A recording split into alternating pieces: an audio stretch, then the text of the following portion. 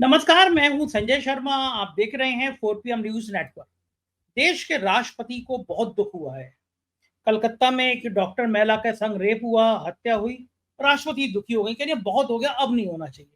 मुझे बड़ा अच्छा लगा कि राष्ट्रपति जी को याद आ गया कि अब बहुत हो गया।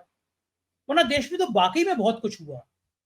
मणिपुर में सैकड़ों महिलाओं को नग्न करके घुमाया गया, स्तन काट लिए गए, बलात्कार हुआ, गुप्तांगों में डंडे डाल दिए गए, हत्या कर दी गई। राष्ट्रपति जी ने देखा नहीं होगा, खबरें अखबार पढ़े नहीं होंगे, वरना राष्ट्रपति जी को तो उस घटना से लगता कि बहुत कुछ हो गया। उत्तर प्रदेश में 3 दिन पहले फरुखाबाद में 2 महिलाएं गईं, युवती गईं जन्माष्टमी का मेला देखने, घर नहीं लौटी, परेशान थे घर वाले। सुबह खेत के बाहर पेड़ पे लटकी मिली दोनों की लाशें। राष्ट्रपति ने देखा नहीं होगा, सुना नहीं होगा। महाराष्ट्र में 2 मासूम बच्ची, चौथी क्लास में बच्ची पढ़ने वाली बच्चियों का जघन्य रेप हो गया। बदलापुर में हंगामा हुआ। हाई कोर्ट ने कहा कि विपक्ष बंद नहीं कर सकता, बंद नहीं कॉल कर सकता जब उद्धव ठाकरे ने किया। राष्ट्रपति जी ने देखा नहीं होगा, वरना बोलती। लेकिन राष्ट्रपति जी ने कलकत्ता की घटना देखी, राष्ट्रपति जी को दुख हो गया। मसला यह है कि राष्ट्रपति के मुंह से बयान दिलवाकर कि कलकत्ता की घटना में दुख हुआ, क्या बंगाल में राष्ट्रपति शासन लगाने की तैयारी की जा रही है? और क्या मंशा यह है कि बंगाल में राष्ट्रपति शासन लगा दो, ममता बनर्जी के एमपी तोड़ लो और चंद्रबाबू नायडू नीतीश कुमार को टाटा बाय बाय कह दो। सरकार फिर ममता बनर्जी के तोड़े हुए एमपीओ से चला लो। क्या ये इस लोकतंत्र में मंसूबे पूरे हो पाएंगे? ये बात मैं पूछ रहा है मैंने अभय दुबे जी से। देश के जाने माने पत्रकार हैं, 35 किताबें लिखी हैं उन्होंने, तमाम चैनलों पे आते रहते हैं, आजकल एबीपी पे उनकी मुखर आवाज सुनाई देती है। मैंने तो पूछा है कि योगी आदित्यनाथ की सरकार लाइए, 8 लाख रुपए यूट्यूबर को दे देंगे, लेकिन अखबार में खबर छपी है कि कोई भी सोशल मीडिया पे, यूट्यूब पे गलत खबर चलाई जो बकौल उनके राष्ट्र विरोधी, तो उम्र कैद की सजा है। मैंने ट्वीट किया सुबह सुबह, मैंने कहा कि अगर यह पूछ लूंगा कि मोहन भागवत की सिक्योरिटी क्यों बढ़ा दी गई, तो कहीं ये राष्ट्रद्रोह तो नहीं है? क्योंकि कुछ लोगों को मोदी और मोहन भागवत ही राष्ट्र लगते हैं, उनको लगता है यही तो राष्ट्र है, इनके इतर राष्ट्र कहाँ है। ये तमाम बातें, बहुत बेहतरीन बातचीत अवैध वैसे करेंगे हम आज। लेकिन उससे पहले एक बड़ी ऐसी खबर मैं आपको बता भी चुका हूँ पहले भी। हमने एक इलाहाबाद में गाड़ी साफ करते हुए नौजवान का वीडियो शूट कराया था, 4PM म्यूजिक लॉन्च किया। बहुत बढ़िया आवाज में गा रहा था। हमने उसका गाना लोड किया, देखते देखते गाना छा गया, लाखों लोगों ने देखा। बहुत जल्दी वो गाड़ी धोने वाला नौजवान बंबई जा रहा है, बंबई में शूट करेंगे, वो वीडियो हम दिखाएंगे। 4PM म्यूजिक का ये लोगो आपके बैनर के सामने आ रहा है, डिस्प्ले हो रहा है। आपसे रिक्वेस्ट है, ये गरीब लोगों को एक मंच देने का एक माध्यम बनाना चाहते हैं। अगर आपने इस चैनल को सब्सक्राइब नहीं किया, सब्सक्राइब करिए। इस बच्चे के, इस गाड़ी धोने वाले बच्चे का वीडियो है, इसको सब अपने दोस्तों को भेजिए। क्या मधुर आवाज है, ऐसे लोगों को प्रोत्साहन देना बहुत जरूरी है। चलते हैं अभय दुबे जी के पास। इस रिक्वेस्ट है कि चैनल को सब्सक्राइब करना और ज्वाइन करना ना भूलें। 4PM न्यूज नेटवर्क में आपका स्वागत है अभय दुबे जी। बड़ा अच्छा लगा कि आज देश के राष्ट्रपति को चिंता हुई कि बंगाल में एक डॉक्टर के साथ एक बलात्कार हो गया, हत्या हो गई, और बड़े मार्मिक तरीके से राष्ट्रपति कह रही है बहुत हो गया, अब सहन नहीं होगा। कस के प्रदर्शन किया भारतीय जनता पार्टी ने बंगाल में, सड़कों पे गोदी मीडिया दिन भर बंगाल, बंगाल का रेप, बंगाल का रेप। उत्तर प्रदेश के फरुखाबाद में 2 युवतियां खेत के बाहर लाश टांग दी गई मार के। उन्नाव के बीजेपी के विधायक थे कुलदीप सेंगार, एक बच्ची का बलात्कार किया, पिता को मार दिया, आजीवन कारावास की सजा भोग रहे हैं जेल में। राम रहीम महिलाओं के यौन शोषण का आरोपी, जब चुनाव आता है पैरोल मिल जाती है। जिस दिन पार्लियामेंट का उद्घाटन था, खिलाड़ी घसीटी गई, यौन शोषण का आरोप लगा ब्रजभूषण सिंह पे, भाजपा का सांसद था। और इन सबको भी छोड़ दीजिए, मणिपुर में सैकड़ों महिलाओं को नग्न करके घुमाया गया, सैकड़ों महिलाओं के साथ बलात्कार किया गया, उनकी हत्या कर दी गई। राष्ट्रपति को पता नहीं चला, उनको दिल में दर्द ही नहीं हुआ। बिल्किस बानो के हत्यारों को, उस गुजरात की उस बिल्किस बानो को जिसको बेरहमी से रेप किया गया, उसकी बच्ची की हत्या कर दी गई, उसके हत्यारों को छोड़ दिया गया। राष्ट्रपति को फर्क नहीं पड़ा। राष्ट्रपति को फर्क पड़ा कलकत्ता से, कलकत्ता की कांड से, क्योंकि वहां की मुख्यमंत्री का नाम है ममता बनर्जी। उत्तर प्रदेश, मणिपुर, जहां जहां पे भाजपा की सरकारें हैं वहां पे बलात्कार हो जाए, लड़कियों को पेड़ पे टांग दो, लेकिन राष्ट्रपति को फर्क नहीं पड़ता। क्या राष्ट्रपति भी अब सत्ता का एक मुखौटा बन गई हैं? बहुत बड़ा पद होता है, कहना नहीं चाहिए, संवैधानिक पद होता है। लेकिन जब मणिपुर में सैकड़ों महिलाएं इस तरह से घसीटी जाए, इनकी हत्या कर दी जाए, राष्ट्रपति चुप रहे, अब बोले। बड़ा सवाल यह है अभय जी, क्या बंगाल में राष्ट्रपति शासन लगाने की साजिश कर रहे हैं कि राष्ट्रपति शासन लगाया जाए, फिर बंगाल के एमपीओ को तोड़ा जाए? अभी तो ममता जी का कोई एमपी नहीं टूटता, ममता बनर्जी के एमपी को तोड़ा जाए, बहुमत पूरा किया जाए, जिससे चंद्रबाबू नायडू और नीतीश की बैसाखी हटा दी जाए। बंगाल की घटना गोदी मीडिया के सहारे और अब तो राष्ट्रपति भी मैदान में आ गई, इनके सहारे कौन सी खेलने की साजिश रच रही है भाजपा, क्या लगता है? देखिए, राष्ट्रपति से बड़ा पद तो कोई संजय जी होता नहीं है। वो भारत की जो सशस्त्र सेनाएं हैं उनके प्रमुख भी हैं राष्ट्रपति। दूसरे, वो उस देश की जो चेतना है, राष्ट्रीय चेतना है, उसकी नुमाइंदगी करते हैं। इसलिए भी राष्ट्रपति का पद दलगत राजनीति से ऊपर होना चाहिए। लेकिन महामहिम राष्ट्रपति ने जो रवैया अख्तियार किया है, उससे लगता नहीं कि वो दलगत राजनीति से ऊपर होना चाहती है। आपने इतने उदाहरण दिए, ये सारे उदाहरण आज सवेरे से ही, जब से राष्ट्रपति ने ये वक्तव्य दिया है, तब से टीवी चैनलों पर कई लोग इन उदाहरणों को दे चुके हैं कि भाई राष्ट्रपति मणिपुर के प्रश्न के ऊपर आहत क्यों नहीं हुई, राष्ट्रपति थाने की घटना के ऊपर आहत क्यों नहीं हुई, राष्ट्रपति इस जो ब्रजभूषण शरण सिंह के खिलाफ पहलवान महिलाओं का जो आंदोलन था उसके ऊपर आहत क्यों नहीं हुई, और भी बहुत सी ऐसी बातें हैं जिनके ऊपर राष्ट्रपति आहत क्यों नहीं हुई, और अब वो आहत हो रही हैं। मतलब ये भारतीय जनता पार्टी के और नरेंद्र मोदी के उभार का सबसे बुरा पक्ष ये है कि उन्होंने हर चीज का अपनी संकीर्ण राजनीति के लिए दोहन करने की तरकीब निकाल ली है, और वो बड़ी निर्लज्जता के साथ इसका दोहन करते हैं। देखिए, राष्ट्रपति को दलगत राजनीति से ऊपर होना चाहिए, उपराष्ट्रपति को दलगत राजनीति से ऊपर होना चाहिए, लोकसभा के अध्यक्ष को दलगत राजनीति से ऊपर होना चाहिए, राज्यसभा के सभापति को दलगत राजनीति से ऊपर होना चाहिए, और विधानसभाओं के जो सभापति हैं, विधानसभाओं के जो स्पीकर हैं, उन्हें दलगत राजनीति से ऊपर होना चाहिए, सभी राज्यपालों को दलगत राजनीति से ऊपर होना चाहिए, सभी उपराज्यपालों को दलगत राजनीति से ऊपर होना चाहिए। लेकिन आज स्थिति क्या है? ये सभी लोग, चूंकि ये भारतीय जनता पार्टी द्वारा नियुक्त किए गए हैं या बनाए गए हैं या उनके द्वारा चुनाव लड़वा के जीते गए हैं, ये सब लोग दरअसल भारतीय जनता पार्टी के संकीर्ण राजनीतिक हितों को साधने का औजार बन गए। इसीलिए राष्ट्रपति अगर निष्पक्ष होकर अपना वक्तव्य देती और पहले अपनी निष्पक्षता स्थापित करती और फिर वक्तव्य देती, तो उनके वक्तव्य से सारे देश में तहलका मच जाता। लेकिन उसका असर क्या हो रहा है? उस पर राजनीतिक बहस हो रही है।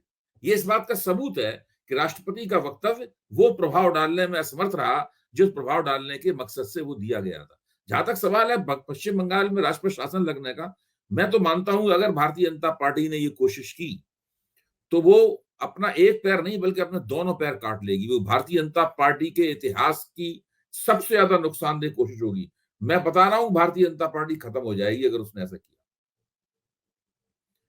वो बिल्कुल उसका दिवाला, उसका जुलूस निकल जाएगा भारतीय जनता पार्टी का, 50 साल के लिए राजनीतिक बियाबान में चली जाएगी। क्यों कह रहे हैं आप ये बात? क्यों कह रहे हैं? किस आधार पे कह रहे हैं बात? मैं इसलिए कह रहा हूं कि राष्ट्रपति शासन वहां लगाया जाता है जहां पर संवैधानिक व्यवस्था गड़बड़ा जाए, जहां तक संवैधानिक कॉन्स्टिट्यूशनल सिस्टम जो है ना उसमें ब्रेक डाउन हो जाए, वहां राष्ट्र प्रशासन लगाया जाता है। पश्चिम बंगाल में तो कोई कॉन्स्टिट्यूशनल सिस्टम में कोई ब्रेक डाउन नहीं हुआ है। वहां पर एक चुनी हुई बहुमत वाली मजबूत सरकार है जो पूरी तरीके से नियंत्रण में है। आप देखिए कि जब जो नवान्न मार्च निकाला था, उस नवान्न मार्च के मुकाबले जब पुलिस ने उसको रोकने की कोशिश की तो उधर से छात्रों ने संघर्ष किया। पुलिस ने कितने संयम से काम लिया, 37 पुलिस वाले घायल हो गए, लेकिन उन्होंने छात्रों के ऊपर कोई दमनकारी कार्रवाई नहीं की। आप इससे अंदाजा लगा सकते हैं कि वहां की पुलिस किस तरीके से काम कर रही है। पुलिस से गलतियां जरूर हो रही होंगी, पुलिस, मैं तो मानता हूं पुलिस ने अगर अस्पताल कांड में तफ्तीश के अंदर गलतियां नहीं की होती तो ये कांड यहां तक बढ़ता ही नहीं। मैं सिर्फ ये कहने की कोशिश कर रहा हूं कि ऐसी बात नहीं है कि बंगाल सरकार के हाथ से पूरी बात निकल गई है। ये इल्जाम तो अभी तक किसी ने लगाया ही नहीं है बंगाल सरकार के ऊपर कि वहां कॉन्स्टिट्यूशनल मशीनरी का ब्रेकडाउन हो गया है। अगर कॉन्स्टिट्यूशनल मशीनरी के ब्रेकडाउन के बिना भारतीय जनता पार्टी ने अपने संकीर्ण राजनीतिक स्वार्थों की पूर्ति के लिए वहां के राज्यपाल से इस तरह की रिपोर्ट मंगवाई, जिसमें रिपोर्ट में लिखा होगा कि कॉन्स्टिट्यूशनल मशीनरी का ब्रेकडाउन होगा, तो वो रिपोर्ट गृह मंत्रालय में जाएगी। फिर गृह मंत्रालय उस रिपोर्ट के ऊपर कानूनी राय लेगा। उस कानूनी राय के मुताबिक वो उसके ऊपर कार्रवाई करेंगे। और अगर उन्होंने वहां बंगाल में राष्ट्रपति शासन लगा दिया और फिर ममता बनर्जी के सांसदों को तोड़ने की कोशिश की ताकि वो अपने यहाँ बहुमत प्राप्त कर सकें, तो इससे बड़ा लोकतंत्र विरोधी, देखिए इसमें पूरे देश में हाहाकार मच जाएगा। क्योंकि जैसे ही भारतीय जनता पार्टी ये करेगी, वैसे ही उसका असर टीडीपी के ऊपर होगा, वैसे ही उसका असर जनता दल यूनाइटेड के ऊपर होगा, वैसे ही उसका दल चिराग पासवान के ऊपर होगा। और मैं आपको अभी से बता दूं, भारतीय जनता पार्टी पहले से ही चिराग पासवान की पार्टी को तोड़ने की कोशिश में लगी हुई है। क्यों? चिराग पासवान के पास 6 सांसद हैं और वो बार बार सरकार के कामों पे आपत्ति कर रहे हैं। उन्होंने वक्फ बिल के ऊपर आपत्ति की, उन्होंने कई प्रश्नों के ऊपर उन्होंने आपत्ति की है। इसकी वजह से उनको रोल बैक करना पड़ रहा है उसमें। तो इस बात की बहुत बड़े पैमाने पर कानाफूसी है और खबर है कि 3 सांसद जो है ना, वो भारतीय जनता पार्टी ने अपने संपर्क में ले लिए हैं और पारस को बुलाकर पशुपति पारस को बुलाकर उनके साथ भी अमित शाह ने बातचीत शुरू कर दी। फिर से वो चिराग पासवान को वहीं पहुंचा देना चाहते हैं जब पार्टी टूटी थी तब पहुंचाया था। पार्टी भी तो इन लोगों की मर्जी से टूटी थी उनकी। तो अब चिराग पासवान की पार्टी तोड़ना एक अलग बात, उनके पास 6 सांसद हैं, लेकिन ममता बनर्जी की सरकार तोड़कर उनके सांसदों को तोड़ना एक बिल्कुल अलग बात है। मैं आपको बता रहा हूं, इससे भारतीय जनता पार्टी के खिलाफ पूरे राष्ट्रीय पैमाने पर एक बहुत बड़ा आंदोलन खड़ा हो जाएगा। वैसा आंदोलन खड़ा हो जाएगा जिस आंदोलन को दबाने के लिए इंदिरा गांधी को देश में इमरजेंसी लगानी पड़ी थी। उनको लगता है कि हम कुछ भी करेंगे, इतनी पब्लिक कोई बोलेगी नहीं, पब्लिक ऐसी कोई आवाज नहीं निकालेगी। ऐसा नहीं होता है। देखिए, ऐसा नहीं होता है। अगर ये सबसे पहले तो बंगाल में ही बहुत बड़ा आंदोलन खड़ा, ये जो लेडी डॉक्टर ट्रेनी डॉक्टर के खिलाफ के बलात्कार और हत्या के खिलाफ जो रोष है, मतलब वो रोष खत्म हो जाएगा। वो रोष सारा का सारा केंद्र सरकार के खिलाफ चला जाएगा।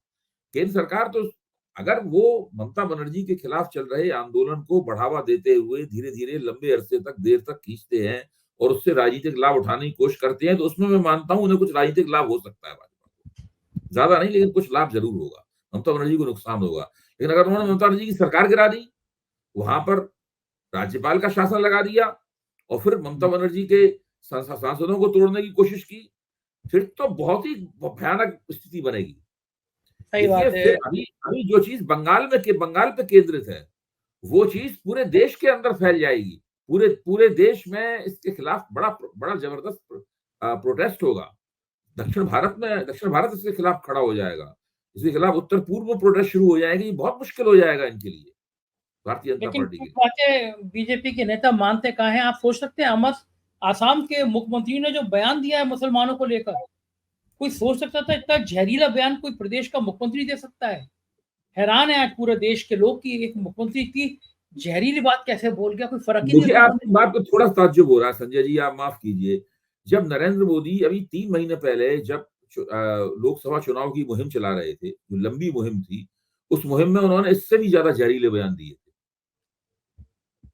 प्रधानमंत्री किसी नेता के नारे को उसकी नीयत का संकेतक नहीं माना जा सकता। प्रधानमंत्री का ये कहना कि मैं सबका विकास, सबका विश्वास और सबका प्रयास, ये सब जो सबका साथ, ये सब जो नारेबाजी है, ये जो लफाजी है, इस लफाजी को क्या हम ये मानते हैं कि नरेंद्र मोदी वास्तव में ऐसा चाहते हैं? अगर नरेंद्र मोदी वास्तव में ऐसा चाहते होते तो वो इस प्रकार की चुनावी मुहिम नहीं चलाते। उन्हें एक मुसलमान विरोधी चुनावी मुहिम चलाने की क्या आवश्यकता थी? बताइए, कौन सा दबाव उनके ऊपर था? उस समय तक कांग्रेस के घोषणा पत्र आते ही उन्होंने ये मुहिम शुरू कर दी। उस समय तो ऐसे कोई संकेत भी नहीं मिले थे कि भारतीय जनता पार्टी बहुमत खोने के लिए जा रही है, लेकिन उन्होंने वो सब शुरू कर दिया कि आपके घरों के मुसलमानों को दे दिया जाएगा सब छीन के। ये सारी मुहिम मुसलमानों के खिलाफ घृणा फैलाने की मुहिम थी।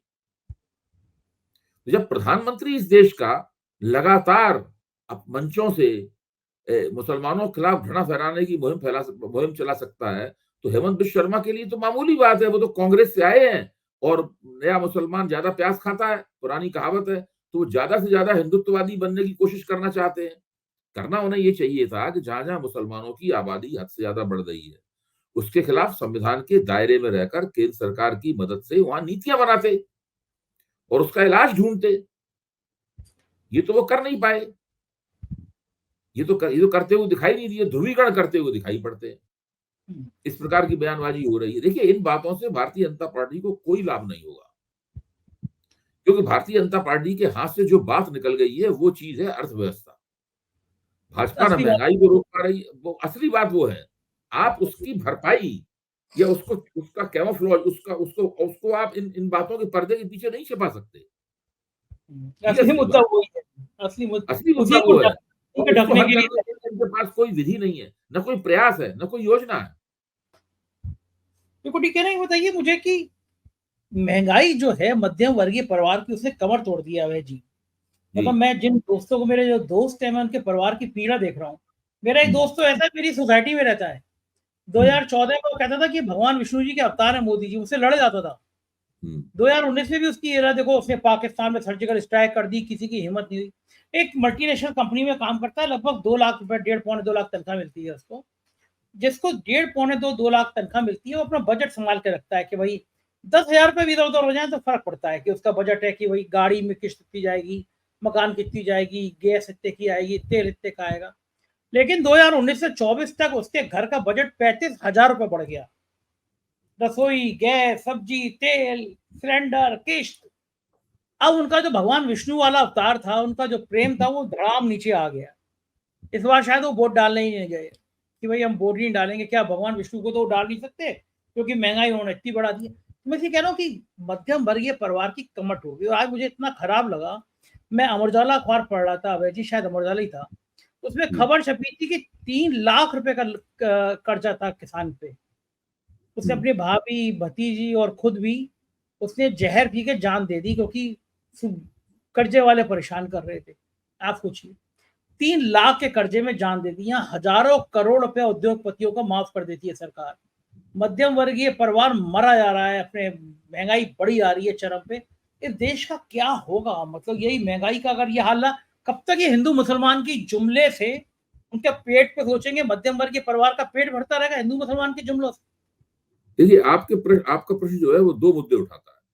एक मुद्दा ये है कि देश में महंगाई लगातार बढ़ रही है, और दूसरा मुद्दा ये है कि हमारा जो कृषि क्षेत्र है वो संकट का शिकार है। ये दो मुद्दे आप उठाते हैं। तो महंगाई जो बढ़ रही है ये तो बहुत पुरानी घटना है। अभी चुनाव के दौरान तक भारतीय जनता पार्टी उसको मसला ही नहीं मानती थी। भारतीय जनता पार्टी मानती थी कि महंगाई का जवाब हमारे पास ये है कि हमने 80 करोड़ परिवारों को मुफ्त अनाज हम दे रहे हैं, उसके साथ हम दाल भी देते हैं, उसके साथ हम तेल भी देते हैं, ये सब देते हैं। भारतीय जनता पार्टी के जो पदाधिकारी थे उनसे बात करना है तो उनका कहना था भाई हम तो सबको दे रहे हैं, महंगाई का असर है ही नहीं कहीं कोई। इसलिए महंगाई उनकी निगाह में कोई ऐसा मुद्दा नहीं था जिसके ऊपर चुनाव में वो ध्यान देते। अब चुनाव में नुकसान हुआ है, अभी तक भी महंगाई के खिलाफ कुछ नहीं बोला है उन्होंने। देखिए, अभी बजट में भी महंगाई के खिलाफ, बेरोजगारी के खिलाफ तो बोला, लेकिन महंगाई के खिलाफ कुछ नहीं बोला। ये एक ऐसा मसला है जिसके ऊपर भारतीय जनता पार्टी ने अभी तक आधिकारिक रूप से, मन में जरूर चिंतित होंगे, लेकिन आधिकारिक रूप से ध्यान नहीं दिया है।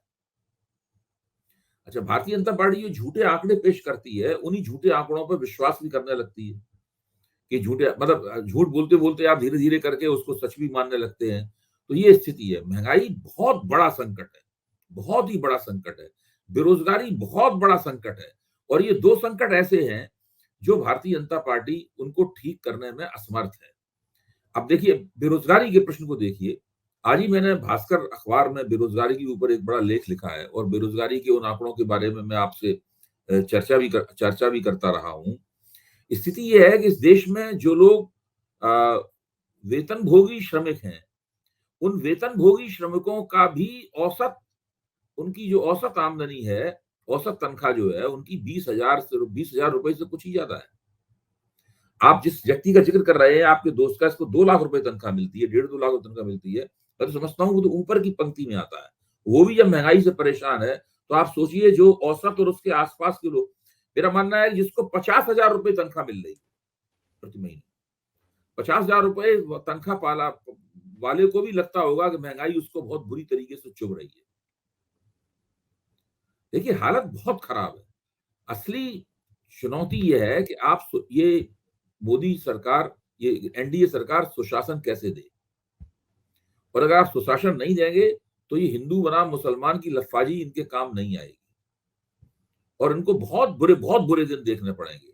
अब अभी एक खबर मैंने ये भी सुनी है कि उत्तर प्रदेश के मुख्यमंत्री ने वहां पर सोशल मीडिया को नियंत्रित करने के लिए कुछ ऐसे नियम वगैरह बना दिए हैं। यहाँ तक कि उनको लालच भी दिया है कि अगर आप उनके हिसाब से चलेंगे तो उनको फिर 1 लाखों रुपए महीने का विज्ञापन भी दिया जाएगा। यूट्यूबर को 8 लाख रुपए महीना। मैंने जी, तो सुबह ट्वीट किया, मैं अब आया मजा, अब तक तो देते नहीं था, मैं भी एप्लीकेशन करूंगा था, मुझे 8 लाख रुपए महीना दो।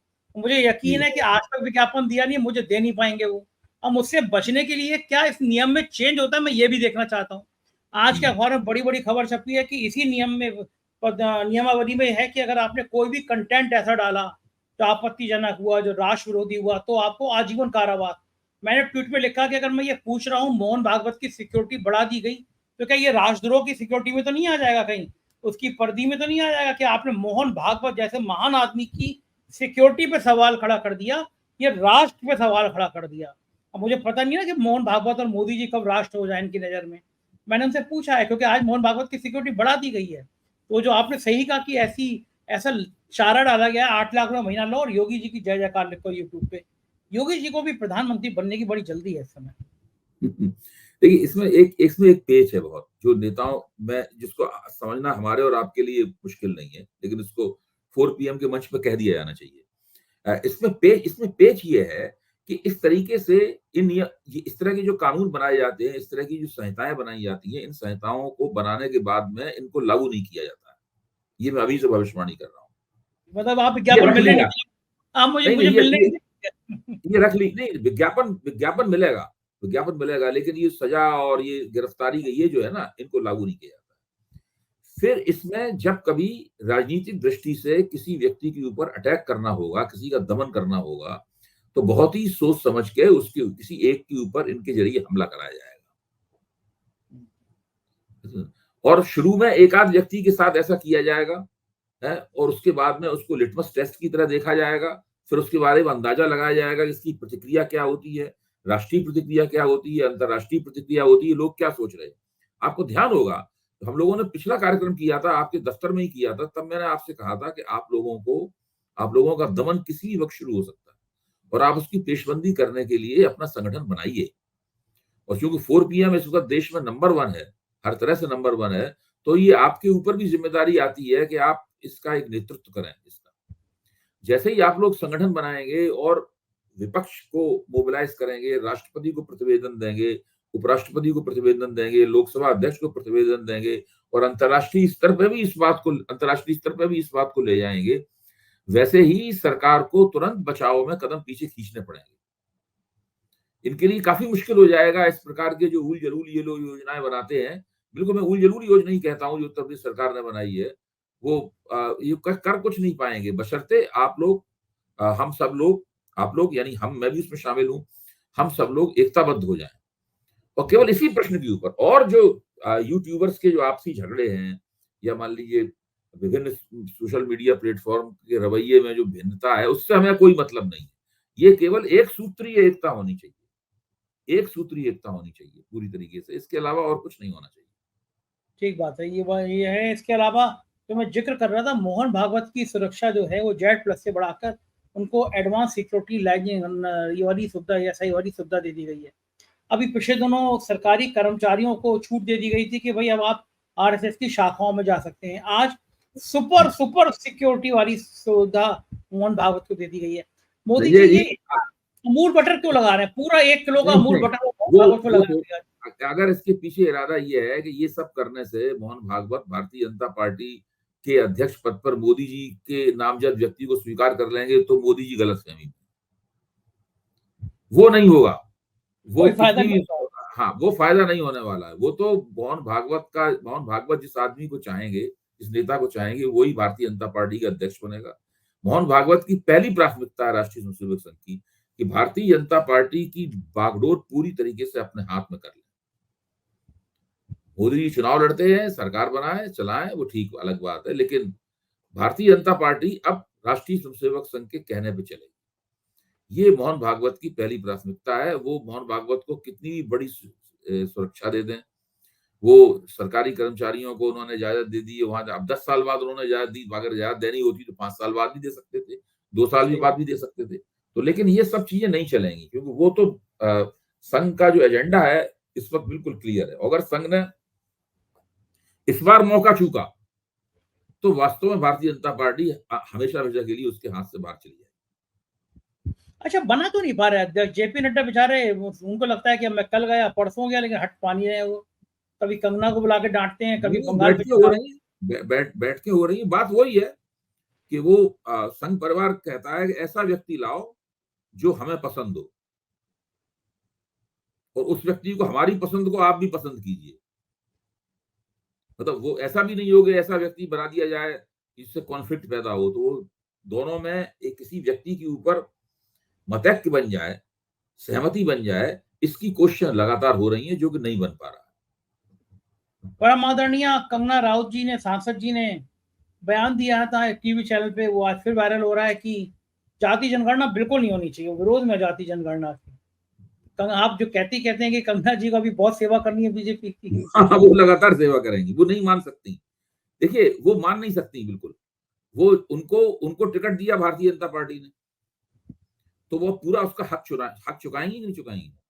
अब उससे मान लो भाजपा को नुकसान होता है तो भाजपा की समस्या है ये। वास्तव में कंगना रनौत जो कर रही है वो भाजपा की ही समस्या है। लेकिन मुझे आज टिकट क्यों दिया? कौन सी इनके अंदर ऐसी राजनीतिक योग्यता इन्होंने देखी जिन्हें टिकट दिया है?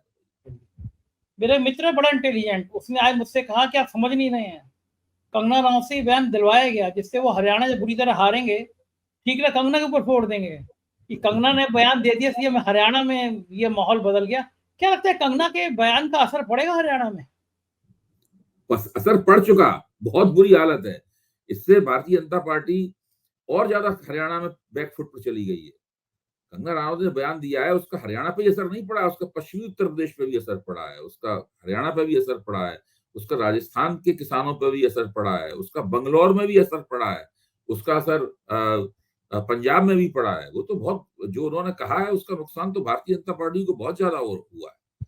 अब जो भारतीय जनता पार्टी ने एक कमजोर सा बयान देकर अपने आप को अलग किया, इसके नीचे किसी की दस्तखत भी नहीं है, तो आप क्या समझते हैं उससे भारतीय जनता पार्टी अपने नुकसान को होने से रोक पाएगी या उसने न्यूनतम भी नहीं कर पाएगी? मेरे ख्याल से बहुत नुकसान हुआ है कंगना रनौत से।